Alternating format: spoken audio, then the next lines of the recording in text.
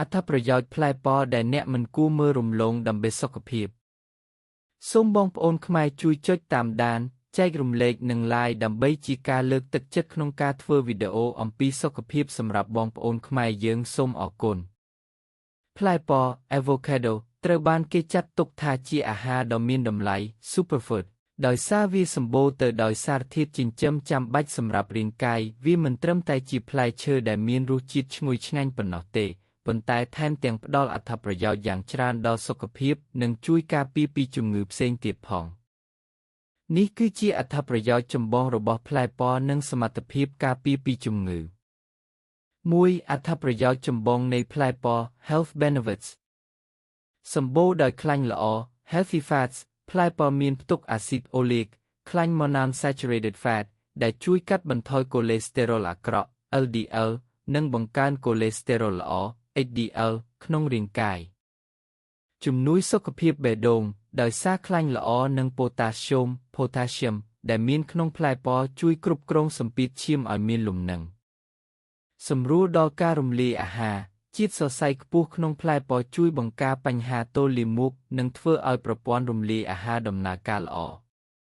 ជំនួយភ្នែកមានផ្ទុកសារធាតុ Lutein និង Zeaxanthin ដែលជួយការពារភ្នែកពីការខូចខាតដោយពន្លឺនិងកាត់បន្ថយហានិភ័យនៃជំងឺភ្នែក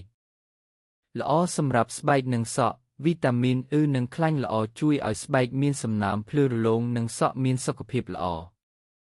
បង្កើនការស្រូបយកសារធាតុចិញ្ចឹមការញ៉ាំផ្លែប៉ជាមួយបន្លែផ្សេងទៀតក្នុងសាឡាតជួយឲ្យរាងកាយស្រូបយកវីតាមីនដែលរលាយក្នុងខ្លាញ់ដូចជាវីតាមីន A, D, E, K បានកាន់តែល្អ2ការការពារពីជំងឺ Disease Prevention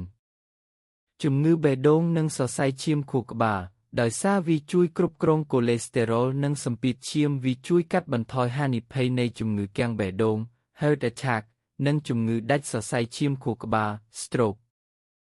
ជំងឺទឹកនោមផ្អែមជាតិសរសៃនិងខ្លាញ់ល្អជួយរក្សាកម្រិតជាតិស្ករក្នុងឈាមឲ្យមានលំនឹងនិងបង្កើនភាពស៊ាំនឹងអាំងស៊ុយលីន Insulin Sensitivity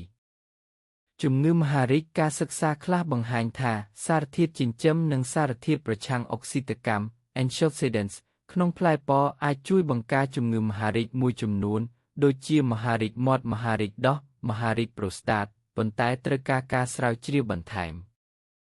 ចំណុចគួរស្វែងយល់បន្ថែមទោះបីជាផ្លែប៉មានប្រយោជន៍ច្រើនក៏អ្នកគួរញ៉ាំវាដោយការប្រុងប្រយ័ត្នព្រោះវាមានកាឡូរីខ្ពស់ញ៉ាំក្នុងបរិមាណល្មមកន្លះផ្លែក្នុងមួយថ្ងៃដើម្បីទទួលបានលទ្ធផលល្អបំផុត